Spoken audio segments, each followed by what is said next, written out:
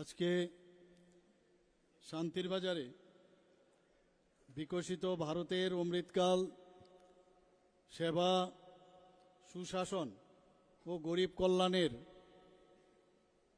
মাননীয় প্রধানমন্ত্রীজির যে 11 বছর সেই উপলক্ষে আমাদের মাঝে উপস্থিত আছেন একটু আগে যিনি ওনার মূল্যবান বক্তব্য আমাদের সামনে রাখলেন ত্রিপুরা প্রদেশ বিজেপির সম্মানিত জেনারেল সেক্রেটারি শ্রী বিপিন দেববর্মা মহোদয়, যিনি স্বাগত ভাষণ রাখলেন আমাদের সাউথ ত্রিপুরার ডিস্ট্রিক্ট প্রেসিডেন্ট ভারতীয় জনতা পার্টির শ্রী দীপায়ন চৌধুরী মহোদয়, আর আপনাদের অত্যন্ত প্রিয় বিধায়ক আমাদের মাঝে উপস্থিত আছেন শ্রী প্রমোদ রিয়াং মহোদয়। এখানে উপস্থিত আছেন মাননীয়া বিধায়িকা শান্তির বাজার রাজনগরের অ্যাসেম্বলি কনস্টিটিউয়েন্সির শ্রীমতী স্বপ্না মজুমদার মহোদয়া। তাছাড়া এখানে উপস্থিত আছেন সভাধিপতি সাউথ ত্রিপুরা জেলা পরিষদের শ্রী দীপক দত্ত মহোদয়, সম্মানিত এমডিসি বীরচন্দ্রনগর কলসি কনস্টিটিউয়েন্সির শ্রী সঞ্জীব রিয়াং মহোদয়, শ্রী কংজং মগ, সম্মানিত এমডিসি শিলাচরি মনু বঙ্কুল কনস্টিটিউয়েন্সির। তাছাড়া আমাদের ত্রিপুরা প্রদেশের যিনি আইটির যিনি কনভেনার, আমি যখন মঞ্চে উঠছিলাম ওনার ভাষণ চলছিল, শ্রী চন্দন দেবনাথ মহোদয়, এবং এই জেলার অন্তর্গত যে 7টি মণ্ডল সভাপতি এবং বুথ প্রেসিডেন্টগণ, এবং এখানে উপস্থিত আমাদের স্টেটের যারা যারা মেম্বাররা আছেন, ডিস্ট্রিক্টের যারা মেম্বাররা আছেন, এবং মণ্ডল থেকে শুরু করে বুথের যারা যারা এখানে উপস্থিত আছেন, এবং এখানে উপস্থিত বিশাল যারা এখানে উপস্থিতির সংখ্যা দেখতে পেলাম, মা ও বোনেরা এবং এখানে মিডিয়া বন্ধুরা, সবাইকে আমি হার্দিক অভিনন্দন ও শুভেচ্ছা জানাতে চাই। বন্ধুগণ, আমরা গত 11 বছরে মাননীয় প্রধানমন্ত্রী নরেন্দ্র মোদীজির যে কার্যকাল সেটা আমরা দেখেছি এবং তার মূল্যায়নও প্রয়োজন। কারণ 2014 আগে এমন একটা অবস্থা হয়েছিল ভারতবর্ষে, এই ভারতবর্ষ টিকবে কি টিকবে না এমন একটা অবস্থা দাঁড়িয়েছিল। আমরা কিন্তু অনেক সময় অতীতগুলো ভুলে যাই।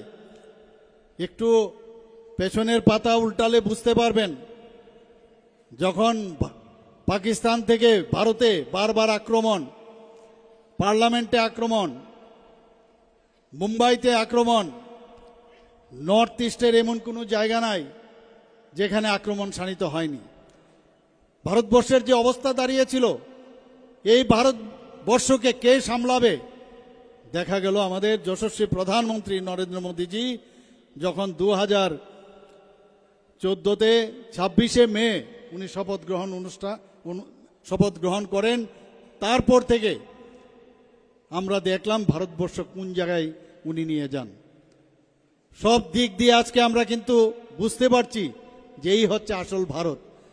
আমাদের যে ইতিহাস, আমাদের যে পরম্পরা, ঐতিহ্য, সেইগুলো তো উনি ফিরিয়ে আনছেনই, পাশাপাশি মডার্ন যে ইন্ডিয়া, তার যে রূপরেখা উনি আমাদের সামনে রেখেছেন, যে 2022 থেকে উনি স্লোগান দিয়েছেন 2047 পর্যন্ত যে অমৃতকালের যে সূচনা উনি করেছেন, ভারতবর্ষ কি হবে, কোন দিকে যাবে, তার রোড ম্যাপ উনি তৈরি করে দিয়েছেন।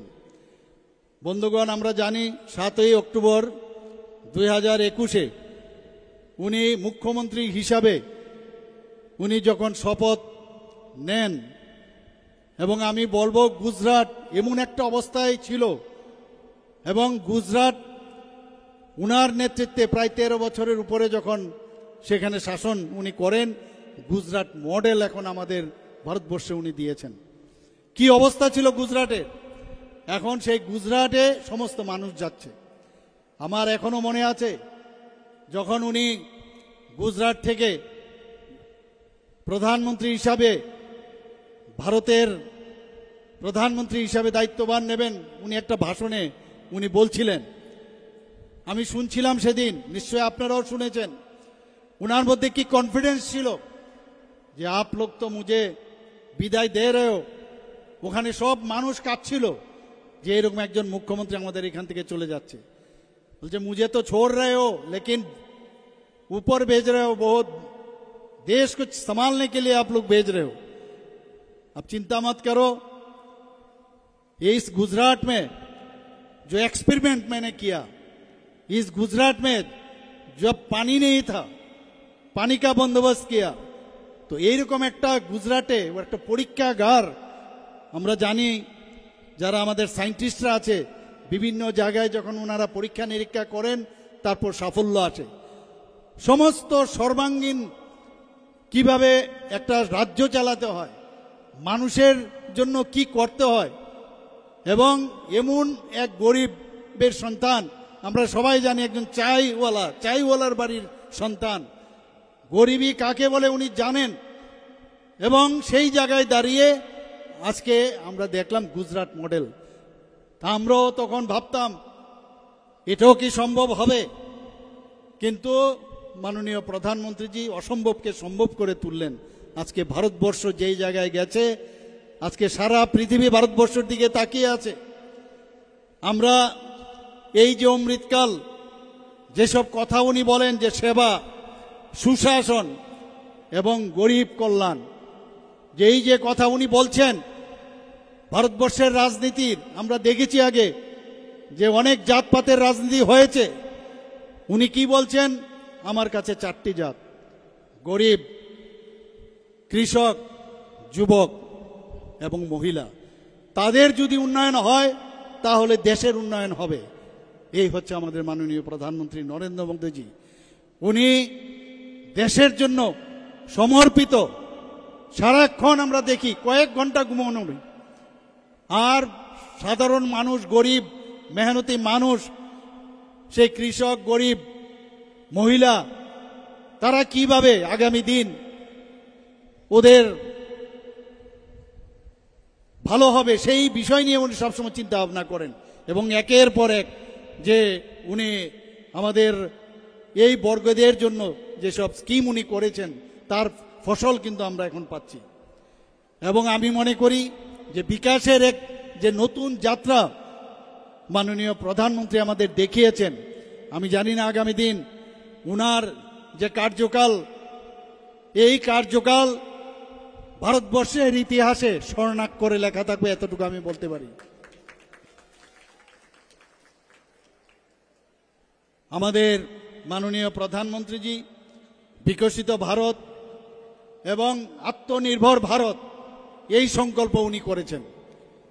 এবং মোদিজি সরকারের এই যে সময়কাল, আমি আশা করি আপনারা সবাই বুঝতে পারছেন যে একটা ভিত্তি, ফাউন্ডেশন যদি ঠিক না হয়, কোনো অবস্থায়, যেমন বাড়িতে যখন ফাউন্ডেশন একটা ঠিক না হয় তাহলে এই বাড়ির যেমন উন্নতি হবে না, সেইভাবে দেশের যেভাবে উনি ফাউন্ডেশন তৈরি করেছেন, আমি জানি না আগামী দিন কে প্রধানমন্ত্রী হবেন, কিন্তু উনি যে ফাউন্ডেশন তৈরি বা ভিত্তি আমাদের করে দিয়ে গেছেন, যেটা আমি বললাম, সেটা সর্বকালের সর্বশ্রেষ্ঠ প্রধানমন্ত্রী হিসাবে লেখা থাকবে।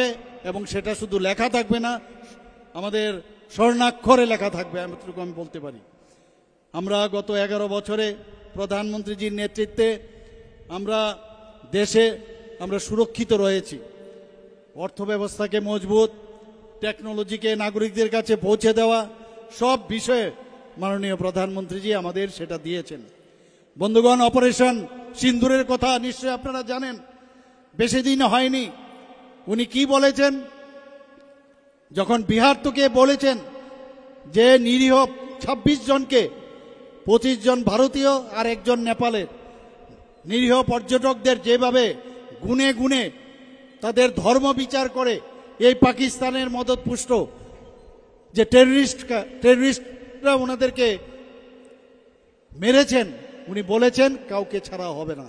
এবং যেমন কথা, আমরা সার্জিক্যাল স্ট্রাইকও আমরা দেখেছি, আগে এয়ার স্ট্রাইকও আমরা দেখেছি।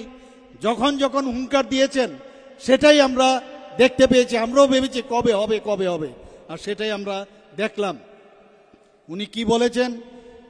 ট্রেড আর টেরোরিজম একসাথে হবে না, ব্যবসাও করব আবার টেরোরিজমও করব, সেটা আমরা কোনোদিন আমরা সেটাকে মান্যতা দেই না, আমরা মানব না সেটা। উনি কি বলেছেন? যে ওয়াটার অ্যান্ড ব্লাড, জল এবং রক্ত একসাথে চলতে পারে না, এবং যে কারণে যে জল যেত সেই জল বন্ধ করে দিয়েছেন মাননীয় প্রধানমন্ত্রীজি। আগে পাকিস্তানরা প্রায়ই বলতো যে আমাদের কাছে অ্যাটমিক বোম আছে, ব্ল্যাকমেইল করত। উনি বলছেন কি যে আমাদের এই বোম দেখিয়ে আমাদের ভয় দেখাবেন না।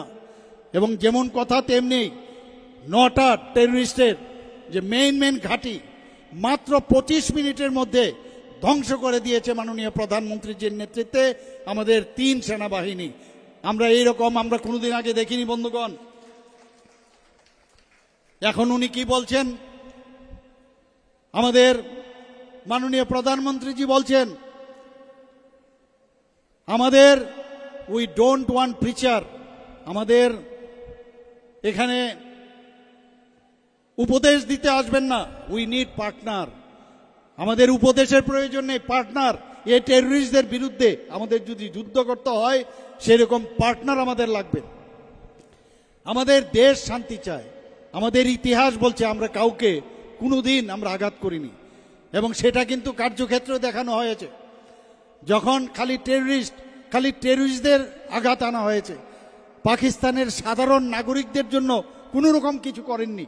এবং যেমন যে কাজটা করলেন, যে কথা, সেটাই মাননীয় প্রধানমন্ত্রীজি আমাদের যে পরম্পরা, আমাদের যে এসেন্স অফ লাইফ, সেটা উনি দেখিয়েছেন বন্ধুগণ। উনি আবার এটাও বলেছেন যে এইবার যদি কোনো টেররিস্ট আমাদের আঘাত করে তাহলে এটাকে কিন্তু টেররিস্ট হিসাবে আমরা দেখব না, আমরা দেখব পাকিস্তান আমাদেরকে আঘাত করেছে এবং ওই দেশের বিরুদ্ধে আমাদের যুদ্ধ আগামী দিন হবে বন্ধুগণ। এইবারে আমরা দেখলাম S-400 যে আমাদের এয়ার ডিফেন্স সিস্টেম, কিরকম লাগলো আপনাদের? আমরা কোনোদিন ভাবিনি। আমাদের সীমান্ত যে গ্রামগুলো আছে বলছে এতদিন তো যুদ্ধ হতো, সেখানে ট্যাঙ্ক যেত, সৈন্য সামন্তরা যেত, এবারের যুদ্ধ তো অদ্ভুত যুদ্ধ। আমি জানি না আগামী দিন ঘরের ভিতর বসেও যে প্রযুক্তির যে এত ডেভেলপ করেছে, ঘরের ভিতর বসে যুদ্ধ আসবে। আর এই কাজটা আমাদের মাননীয় প্রধানমন্ত্রীজি আগেই জানতো যে এইরকম যদি সিচুয়েশন হয়, সেই 303 যুদ্ধ আর আমাদের ভারত এখন জানে না। এখন প্রযুক্তি ডেভেলপ করেছে, S-400 মতো আমাদের যে এয়ার ডিফেন্স সিস্টেম, তার মাধ্যমে আমরা যুদ্ধ করছি। ব্রহ্মাস্ত্র আমাদের আছে, আমাদের INS বিক্রান্ত আছে, এরকম হেলিকপ্টার এখন আমাদের ইন্ডিজিনাস, আমাদের হেলিকপ্টার ভারতবর্ষে মাননীয় প্রধানমন্ত্রীজির কারণে সেটা এখন সেটা আমাদের ভারতবর্ষেই হচ্ছে। মোদিজির নেতৃত্বে আমাদের সরকার, কি সরকার? রেসপন্সিভ। আমাদের সরকার রেসপন্সিভ। খালি হয়ে গেল কিছু রেসপন্স করলাম না, এ হবে না। যে কোনো বিষয়ে রেসপন্সিভ সরকার যাকে বলে সেটা হচ্ছে মোদিজির সরকার। আমাদের এখানে রেসপন্সিবল, যে আমি এই কাজের জন্য আপনারা আমাদের ভোটে আপনাদের জিতিয়েছেন, তার জন্য যে উই আর রেসপন্সিবল, মানুষের জন্য কাজ করাটা আমাদের কাজ। এবং মাননীয় প্রধানমন্ত্রীজির যে সরকার, মোদিজির সরকার অ্যাকাউন্টেবলের সরকার, আমাদের রিফর্ম ট্রান্সফর্মের সরকার। মাননীয় প্রধানমন্ত্রীজির মোদিজির সরকার রিফর্ম এবং ট্রান্সফর্মের সরকার।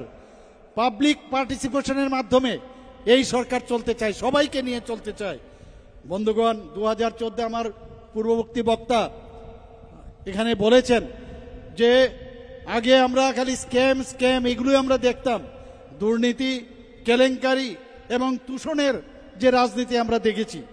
কিন্তু এখনের মোদিজির সময়ের যে সরকার এবং আমাদের ত্রিপুরার যে সরকার, আমরা এখন উন্নয়ন, উদ্ভাবন এবং উদ্বোধনের কথা আমরা করছি। আজকেও এখানে প্রায় 19টার মতো উদ্বোধন করতে এসেছি বন্ধুগণ। আরও বলেছে আরও অনেকগুলো বাকি রয়েছে। আজকে আমরা কি দেখতাম আগে, একটু আগে আমি কথা বলছিলাম মাননীয় সভাপতি, ডিস্ট্রিক্ট সভাপতির সাথে, যে 69-এর মতো এই বামফ্রন্টের আমলে এখানে 69 জনের মতো এখানে খুন করা হয়েছে তাদের আমলে। আর আমাদের আমলে আমরা যখন সরকার 2018-তে ত্রিপুরাতে আসে, একটাও দেখাতে পারবে না যে রাজনৈতিক খুন এখানে হয়েছে বন্ধুগণ। মানে এইরকম একটা সরকার, খুন, সন্ত্রাস, দুর্নীতি এবং ধর্ষণের যে সরকার আমরা দেখতাম, অগ্নিসংযোগের সরকার, আমরা একটা রিফর্ম, একটা সরকার চালাতে গেলে কিভাবে চালাতে হয় সেই রিফর্মের সরকার ভারতীয় জনতা পার্টির নেতৃত্বাধীনের সরকার বন্ধুগণ। আগে মানুষ ভাবতো যে আমার যদি বাড়িতে যদি আমি যদি রোগে আক্রান্ত হই বা আমার পরিবারের যদি কেউ আক্রান্ত হয় তাহলে কোথায় যাব। মাননীয় প্রধানমন্ত্রীজি সেটা বুঝেছেন, যে কারণে প্রধানমন্ত্রী আয়ুষ্মান ভারত প্রকল্প শুরু করেছেন। 5 লাখ টাকা করে যারা গরিব অংশের মানুষ তাদেরকে সে 5 লক্ষ টাকার মাধ্যমে প্রতি বছর প্রতিটা ফ্যামিলির জন্য সেই সুযোগ মাননীয় প্রধানমন্ত্রীজি এখানে করেছেন। 100% আমাদের 14 লাখের উপরে আমরা টার্গেট করেছিলাম। 100% স্যাচুরেশন পয়েন্ট আমরা ত্রিপুরাতে আমরা করেছি বন্ধুগণ। মানুষ বুঝতে পারছে যে এইরকম সরকার, সারা পৃথিবীর তাবর তাবর নেতা বলছে এত বড় একটা যে যোজনা মোদিজি কি করে করলেন। এইরকম যোজনা সারা পৃথিবীর মধ্যে আপনারা দেখবেন না। আমরা যারা জনপ্রতিনিধি অনেক সময়ের কারণে মানুষ থেকে অনেকটা দূরে চলে আসি, কিন্তু মাননীয় প্রধানমন্ত্রীজি সেটা খুব ভালো করে জানেন। যে কারণে উনি কি করেছেন, বলছেন যে প্রতি মাসের শেষ রোববারে মন কি বাত অনুষ্ঠান উনি করেন, সাধারণ মানুষের সাথে মাঝে মাঝে কথা বলেন, ইনোভেটিভ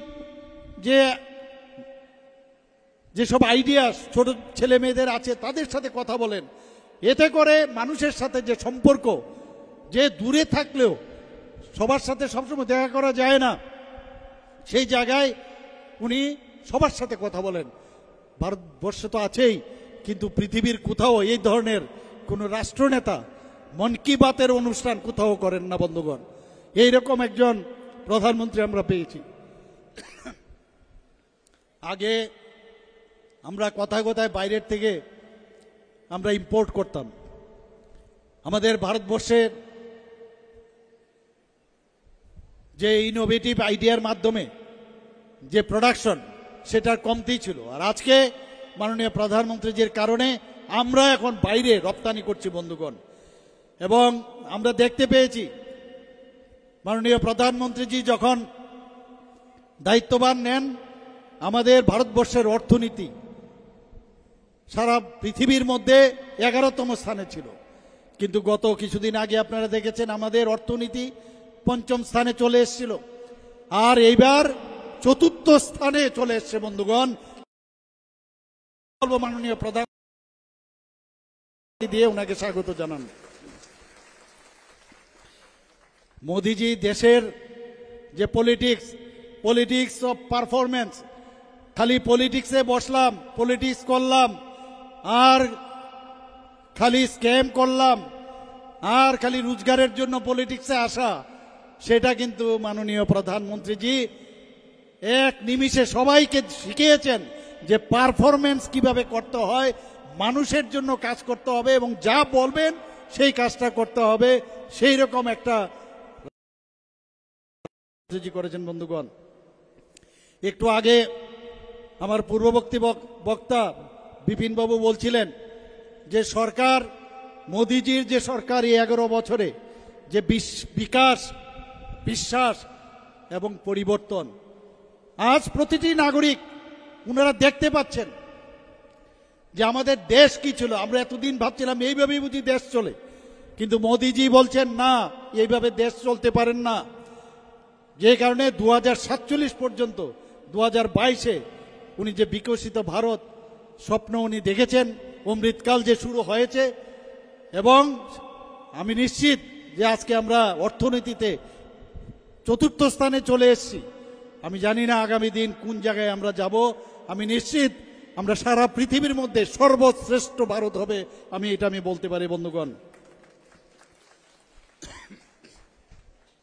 শুধু তাই নয়, মাননীয় প্রধানমন্ত্রীজি আমাদের যে সংস্কৃতির যে পুনরুজ্জীবন এবং আমাদের যে পুরনো যে ইতিহাস সেগুলিও উনি আবার পুনরুদ্ধার করেছেন বন্ধুগণ।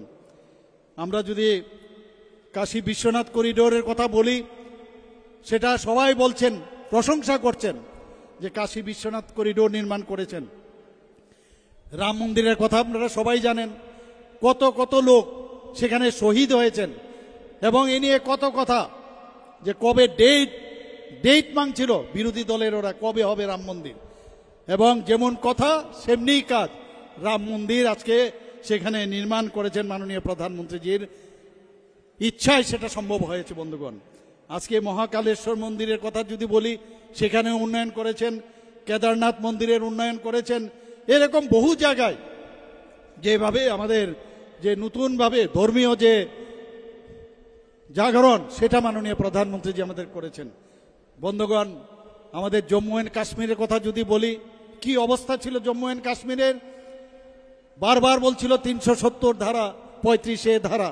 আমাদের এই পার্টি যার আমাদের আগের যে পার্টি ছিল সেই জনসংঘের যিনি প্রতিষ্ঠাতা ডক্টর শ্যামাপ্রসাদ মুখার্জি, উনি জীবন বলিদান দিয়েছেন এই জম্মু কাশ্মীরে গিয়ে, এবং যে কারণে 370 ধারা বিলুপ করার জন্য উনি যে ওখানে গিয়ে উনার যে জীবন মানে ওখানে আত্মত্যাগ করেছেন, সেটা মাননীয় প্রধানমন্ত্রীজি আজকে দেখিয়ে দিয়েছেন জম্মু অ্যান্ড কাশ্মীরের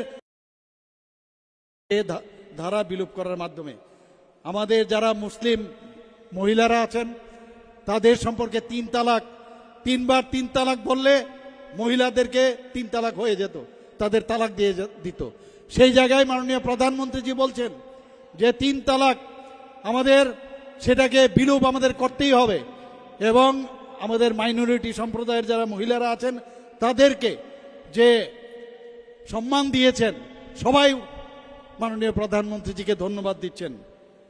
ওয়াকফ বিল নিয়ে অনেক কথা হয়েছে, ওয়াকফ বিল নিয়েও বলছে অনেক কিছু হবে। কিছু লোক নির্দিষ্ট তাদের যে চাহিদা পূরণের জন্য এই ওয়াকফ যে বোর্ড সেটাকে তারা ব্যবহার করেছে, সেটাকে মাননীয় প্রধানমন্ত্রীজি এই বিলের মাধ্যমে সেটাকেও সে সংযোজন করেছেন, সেটা যাতে ভালোভাবে কাজ হয় সেই ব্যবস্থা করেছেন। আমরা সিটিজেন অ্যামেন্ডমেন্ট অ্যাক্টের কথা যদি বলি, সেটা নিয়েও অনেক কথা হয়েছে। বারবার বলা হয়েছে 2000 যে আমাদের এটা নিয়ে অনেক সুপ্রিম কোর্টেও কেস হয়েছে। তো সিএ নিয়ে যারা আজকে হিন্দু হোক, আজকে খ্রিস্টানি হোক বা জৈনী হোক, অন্যান্য যারা পাঞ্জাবি হোক, শিখ হোক, তাদের জন্য বলা হয়েছে তাদেরকে ভারতবর্ষে স্থান দেওয়া হবে। তো এই কাজটার জন্য সিএ বিল আনা হয়েছে এবং সেটা পাসও হয়েছে। আমাদের মহিলাদের কথা যদি বলি, বারবার এম্পাওয়ারমেন্ট অফ মহিলা আমরা বারবার বলছি। আমাদের মহিলা সশক্তিকরণের জন্য মাননীয় প্রধানমন্ত্রীজি এবং ভারতীয় জনতা পার্টি সবসময় এটার জোরদার দাবি করে এসছে, যে কারণে 33% অ্যাসেম্বলি এবং পার্লামেন্টে আমাদের মহিলারা এখানে আছেন, তাদের জন্য তাদের যাতে রিপ্রেজেন্টেশন থাকে সেটা এখানে বিল পাস করা হয়েছে বন্ধুগণ। মাননীয় প্রধানমন্ত্রীজি বলছেন নিউ নর্মাল, নতুন একটা টার্ম উনি দিয়েছেন। সেই ভারতবর্ষ আর এখন নেই। নিউ নর্মাল ভারতবর্ষকে অন্য চোখে এখন দেখতে হবে। আমরা G20 সময় আমরা দেখেছি, যখন তাবর নেতা এই G20-তে এসেছিলেন, আমিও সেখানে গিয়েছিলাম, যে সসম্মানে মাননীয় প্রধানমন্ত্রীজিকে ওনারা সম্বোধন করেছেন সেটা আর বলার অপেক্ষা রাখে না বন্ধুগণ। আমরা SC ST এবং OBC তাদের সংরক্ষণের জন্য আমাদের এই ভারতীয় জনতা পার্টি এবং আমাদের সরকার এবং মাননীয় প্রধানমন্ত্রী তার উপর গুরুত্ব দিয়েছেন এবং সেই রিজার্ভেশনের পক্ষে উনি বারবার বলছেন। বন্ধুগণ, আমরা মহিলাদের এডুকেশন হোক, মিলিটারিতে হোক, এমপ্লয়মেন্ট, সেলফ এমপ্লয়মেন্ট, সব বিষয়ে আমাদের প্রধানমন্ত্রীজি সেই বিষয়ে জোর দিয়েছেন। বন্ধুগণ, আগে আমরা নকশাল বা মাওবাদীদের কথা আমরা শুনেছি। আমি কিছুদিন আগে যখন দিল্লিতে গিয়েছিলাম, সেখানে আমাদের মুখ্যমন্ত্রীদের যে কনভেনশন হয়েছিল, মাননীয় প্রধানমন্ত্রীজি সেখানে ছিলেন। সেখানে ছত্তিশগড়ের যে মুখ্যমন্ত্রী ছিলেন, উনি বক্তব্য রেখেছেন কিভাবে ছত্তিশগড়ে এই মাওবাদীদের ওখানে ওনাদেরকে যেভাবে সরিয়েছেন সেই বিষয় বিস্তারিত সেখানে আলোচনা রেখেছেন। 126টা নকশাল এফেক্টেড রাজ্য ছিল। রাজ্যের মধ্যে বিভিন্ন জায়গায় 5-6টা রাজ্য জুড়ে প্রায় 126টা নকশালের যে এফেক্টেড এরিয়া ছিল। সেই জায়গায় এখন দাঁড়িয়ে এইবারের যে আক্রমণ আমাদের তরফ থেকে, আমাদের যারা প্যারামিলিটারি এবং ছত্তিশগড়ের পুলিশ তারা যে আক্রমণ শাণিত করেছে, তাতে করে দেখা গেছে 126 থেকে নেবে মাত্র 18তে হয়েছে। আমি নিশ্চিত যে আগামী দিনে এটা শূন্যতে আসবে, কারণ আমাদের মাননীয় স্বরাষ্ট্রমন্ত্রী বলেছেন যে কোনো অবস্থায় কাউকে ছাড়া হবে না। বন্ধুগণ, এখন এতে করে ভায়োলেন্স প্রায় 53% রিডাকশন হয়েছে।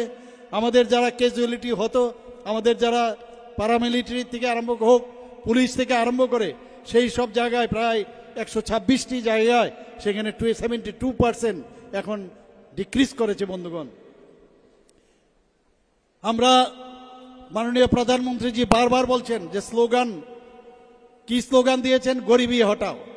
এবং আগে আমরা দেখতাম আগের সরকার, কংগ্রেসের, ইউপিএ সরকার এগুলো বলতো, কিন্তু আমরা দেখতাম গরিবকেই ওরা সরিয়ে দিয়েছে। কিন্তু মাননীয় প্রধানমন্ত্রীজি যেরকম বলেছেন, যেটা বিশ্বাসের যে আস্থার যে বিষয় আমরা বারবার বলি, সেটাই দেখা গেল। আমাদের প্রায় 25 কোটি মানুষ এই যে গরিব রেখার উপরে ওরা উঠে এসছে। এই গরিবি হটাও যে স্লোগান মাননীয় প্রধানমন্ত্রীজি দিয়েছেন, সেটা সম্ভব হয়েছে। বন্ধুগণ, আমরা ট্যাক্সের কথা যদি বলি, 283% ইনক্রিজ হয়েছে এবার ট্যাক্স ডিভলিউশনে। ভাবা যায় না, 283% ইনক্রিজ হয়েছে। আমাদের পার ক্যাপিটা আপনারা সবাই জানেন, আমাদের ত্রিপুরা এখন নর্থ ইস্টার্ন জোনের মধ্যে জিএসডিপি, আমাদের জিডিপি যেটা স্টেটের যে জিডিপি আছে নর্থ ইস্টার্ন জোনের মধ্যে আমরা সেকেন্ড হাইয়েস্ট পার ক্যাপিটা ইনকাম। আমরা নর্থ ইস্টার্ন জোনের মধ্যে আমাদের ছোট রাজ্য হতে পারে, কিন্তু আমরা সেকেন্ড হাইয়েস্ট এখন পার ক্যাপিটা ইনকাম, এবং সেটা হয়েছে মাননীয় প্রধানমন্ত্রীজির জন্য। আমাদের প্রায় 67% ইনক্রিজ সর্বভারতীয় স্তরে পার ক্যাপিটা ইনকাম এবার বেড়েছে। আমাদের ফরেন এক্সচেঞ্জের কথা যদি আমরা বলি, সেখানে 135% ইনক্রিজ হয়েছে। আমাদের এক্সপোর্ট যেটা আমাদের ভারতবর্ষ থেকে, সেটা হয়েছে প্রায় $825 বিলিয়ন। আমাদের যে 127% আমাদের ট্যাক্স, আগে মানুষ, আমরা নিজেরাও অনেক সময় ভাবতাম যে আমরা ট্যাক্স না দিলে বুঝি ভালো হবে, কিন্তু এখন দেখা যাচ্ছে প্রধানমন্ত্রীজির উপর এত বিশ্বাস বেড়েছে, ট্যাক্স যদি দেওয়া যায় তাহলে সব দিক দিয়ে সুবিধা। সেই জায়গায় দেখা গেছে আমাদের ট্যাক্স কালেকশন প্রায় 233% গ্রোথ হয়েছে। বন্ধুগণ, আমাদের যে monetary fund, international monetary fund, IMF কি বলছে যে আগামী দিন ব্রাইট স্পট, মানে ভারতবর্ষকে ব্রাইট স্পট হিসাবে ওনারা আখ্যায়িত করেছেন। বন্ধুগণ, ওয়ার্ল্ড ব্যাংক কি বলেছেন ভারতকে? যে ফাস্টেস্ট গ্রোয়িং ইকোনমি। আগামী দিন ভারতবর্ষ এত ইকোনমি যেভাবে বাড়ছে, কোথায় যাবে সেই বিষয়ে ওনারা বলছেন। আমরা অপারেশন গঙ্গার সময় আমরা দেখেছি যে ইন্ডিয়ান সিটিজেন যারা ছিল ইউক্রেনে, সেখান থেকে কিভাবে ইভেন শুধু আমাদের জাতীয় পতাকার নিচে এসে পাকিস্তান থেকে শুরু করে অন্যান্য প্রদেশের বহু লোক সেখান থেকে চলে আসতে পেরেছেন। আমাদের অপারেশন গঙ্গার সাকসেসফুল এই ইউক্রেন থেকে যখন নিয়ে এসেছিল, আমরা সবাই জানেন এই ঘটনা। আমাদের বন্দে ভারত মিশন, যখন এই মিশনের আওতায় যখন আমাদের করোনার আক্রান্ততে আমাদের বহু লোক যারা এখানে শুধু ত্রিপুরা নয় সারা ভারতবর্ষের মধ্যে শ্রমিকরা এক জায়গায় থেকে আরেক জায়গায় আসতে পারতো না, তাদের প্রায় 66 লক্ষর মতো লোককে নিরাপদ স্থানে এবং তাদের খাওয়া দাওয়ার ব্যবস্থা মাননীয় প্রধানমন্ত্রীজি করেছেন।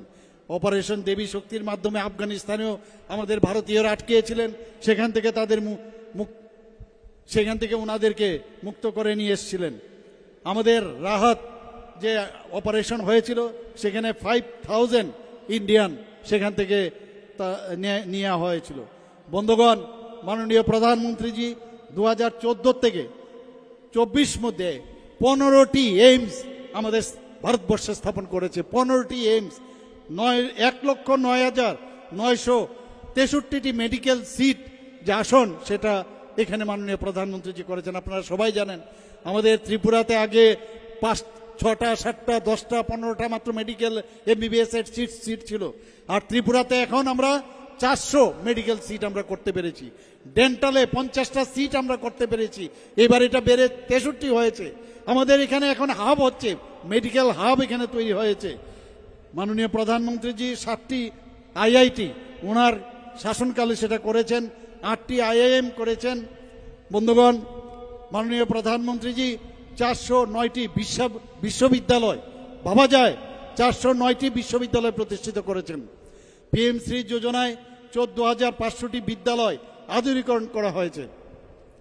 মাননীয় প্রধানমন্ত্রীজি বারবার বলছেন যে নর্থ ইস্ট যদি ডেভেলপ না হয় ভারতবর্ষ ডেভেলপ হবে না, যে কারণে উনি অ্যাক্ট ইস্ট পলিসি এনেছেন। এই অ্যাক্ট ইস্ট পলিসিতে আমাদেরকে কি দিয়েছেন উনি আমাদের আজকে ন্যাশনাল হাইওয়ে দিয়েছেন, ইন্টারনেট দিয়েছেন, এয়ারওয়ে দিয়েছেন, রেলওয়ে দিয়েছেন। তো সব দিকে আজকে নর্থ ইস্টে ডেভেলপমেন্ট হয়েছে। আগে নর্থ ইস্টে আমরা দেখতাম প্রায় 11টার থেকে 12টার মতো অ্যাকর্ড হয়েছে, সন্ত্রাসবাদীদের সাথে কথা বলেছে, অ্যাকর্ড করেছে। আপনারা জানেন কিছুদিন আগে ত্রিপুরার যারা ছিল, যারা টেররিস্ট সন্ত্রাসবাদী মূল স্রোতে ফিরে আসতে চাইছিল না, আমি নিজেও সেখানে দিল্লিতে গিয়েছিলাম। আজকে সেখানে তাদের সাথে যে অ্যাকর্ড হওয়ার পরে শুধু ত্রিপুরা নয়, সারা নর্থ ইস্টার্ন রিজনের মধ্যে একটা শান্তি প্রতিষ্ঠিত হয়েছে। বন্ধুগণ, বাইরের থেকে মানুষ ত্রিপুরাতে এখন আসতে চাইছে।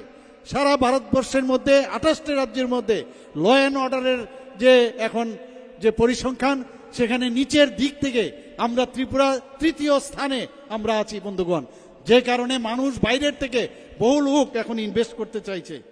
2024 সালে চন্দ্রযান 3 এর যদি সাফল্যের কথা বলি, সেই সাফল্যের পরে এখন আরো একের পর এক গগনযানের প্রস্তুতি মাননীয় প্রধানমন্ত্রীজি করছেন।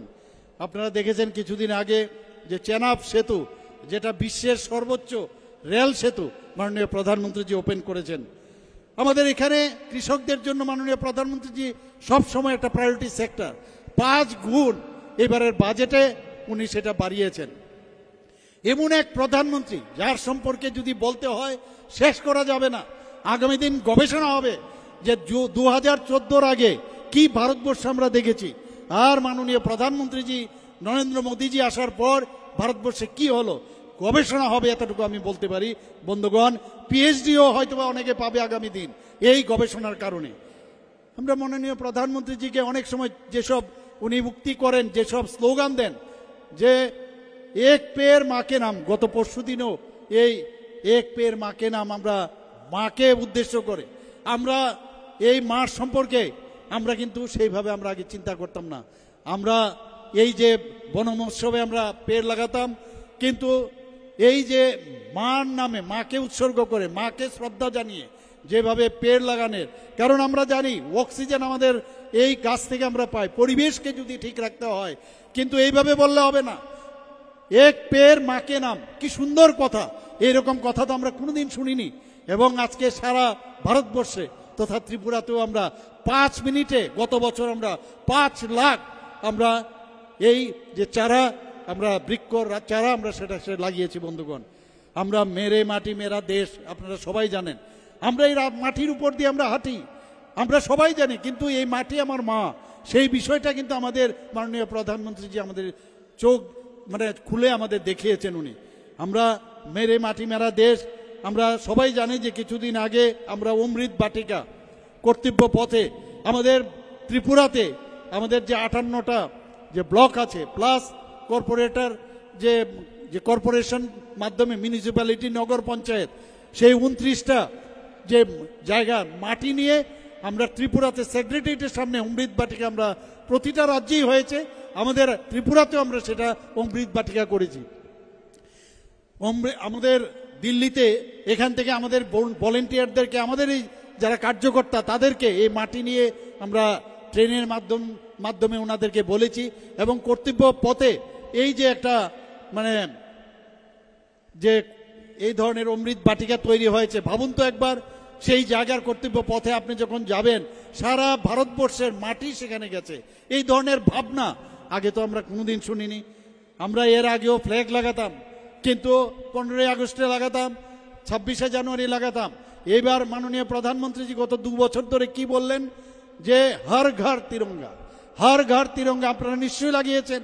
তো এই যে অর্থাৎ এই হর ঘর তিরঙ্গার মাধ্যমে আমরা যারা আমাদের দেশকে স্বাধীন করেছে তাদেরকে সম্মান করা, তাদের সম্পর্কে চিন্তা করা, এই যে ভাবনা চিন্তা যে আমরা রাষ্ট্রবাদী, আমাদের দেশের জন্য আমাদের চিন্তা ভাবনা করা, সেটা একমাত্র ভারতীয় জনতা পার্টির জন্য এটা সম্ভব হবে। এবং সেই চিন্তা ভাবনার সুবাদে মাননীয় প্রধানমন্ত্রীজি এই কার্যক্রমগুলো নিয়েছেন। আমরা 75 সীমান্ত গ্রাম, আমরা কান্তি বিরোকা নাম আপনারা সবাই জানেন, সেই কার্যক্রম আমরা করেছি। বিভিন্ন যখন 75 বছর পূর্তি হলো আমাদের দেশের শাসন, তখন আমাদের দেশ স্বাধীনতার, তখন আমাদের ত্রিপুরাতেও 75টি জায়গায় আমরা এই কার্যক্রম করেছি। বহু জায়গায় আমরা জানি না, আমাদের সেখানের বহু অখ্যাত আনসাং হিরোজ ছিল, তাদের নাম আমরা সেখানে আমরা খোদাই করে তাদের নাম রেখেছি। আমাদের অনেক প্যারামিলিটারি বা আমাদের মিলিটারিতে আছেন ত্রিপুরার ছেলে মেয়েরা অনেকে আছেন সেখানে, তাদের শ্রদ্ধা জানানোর জন্য, দেশের জন্য যারা বলিদান হয়েছেন স্বাধীনতার আগে, তাদের নাম 75টি সীমান্ত গ্রামে আমরা করেছি। এই ভাবনা চিন্তা কে দেবে? এটা একমাত্র দিয়েছে মাননীয় প্রধানমন্ত্রী নরেন্দ্র মোদীজি। বন্ধুগণ, আমি আশা করি যে এই 11 বছরে মাননীয় প্রধানমন্ত্রীজি যে কাজ করেছেন তার বিস্তর যে আলোচনা এর আগেও হয়েছে। এখানে প্রধানমন্ত্রী কিষাণ সম্মান নিধি আমরা এখন পর্যন্ত ত্রিপুরাতে যে আমরা 19তম কিস্তি আমরা পেয়েছি, তাতে করে 843 কোটি টাকার উপরে ডিবিটির মাধ্যমে সরাসরি মাননীয় প্রধানমন্ত্রী দিয়েছেন। আগে কি এত দালাল ছিল? দালালের মাধ্যমে মাঝখানে টাকাটা অন্যদের কাছে পকেটে চলে যেত।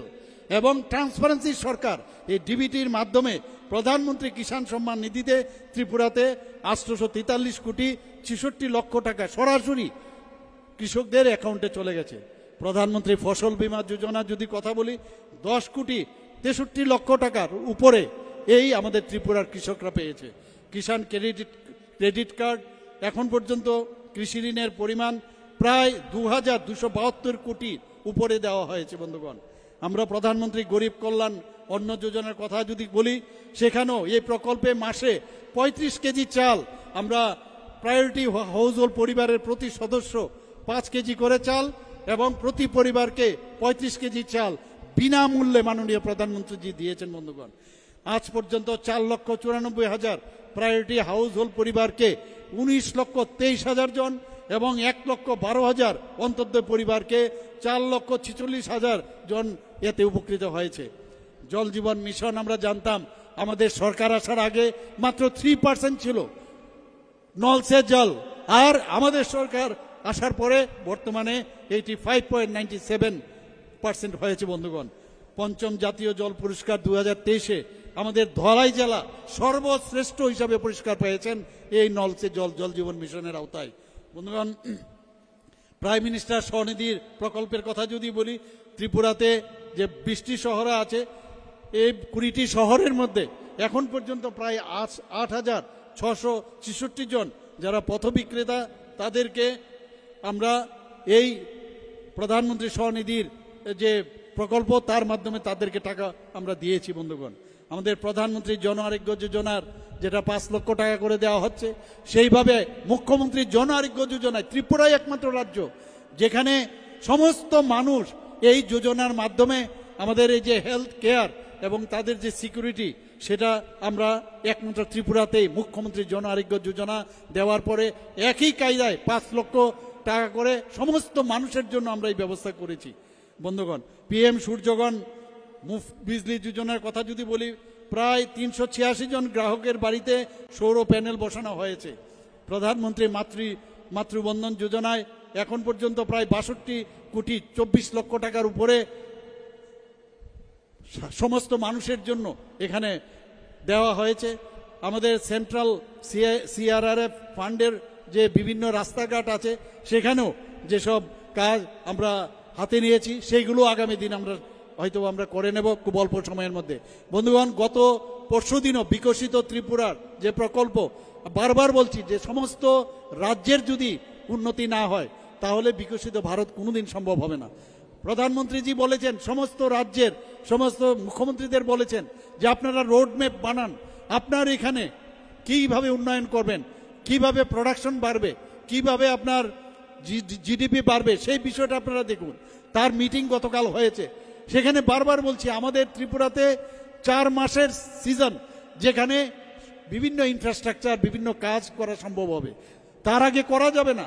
কাজে সমস্ত টেন্ডার হোক যাই হোক, যাতে বৃষ্টির সময় কোনো কাজ না হয়, বৃষ্টির আগেই সমস্ত টেন্ডার ফাইনাল করে 4 মাসের মধ্যেই যেন সব কাজ সম্পন্ন হয়, তার জন্য আমি নির্দেশ দিয়েছি। বন্ধুগণ, আমরা চাই এক ত্রিপুরা শ্রেষ্ঠ ত্রিপুরা এবং এক ভারত শ্রেষ্ঠ ভারত আগামী দিন হবে।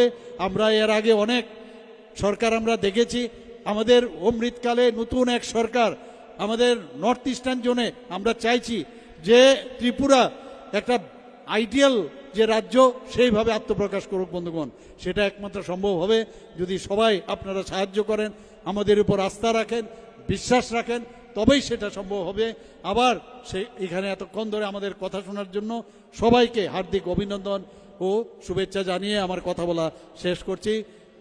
সবাইকে অসংখ্য ধন্যবাদ, সবাইকে অসংখ্য ধন্যবাদ। আমার সাথে একসাথে বলবেন, বন্দে মাতরম, বন্দে মাতরম, ভারত মাতা কি, ভারত মাতা কি, ভারত মাতা কি। নমস্কার, জয় হিন্দ।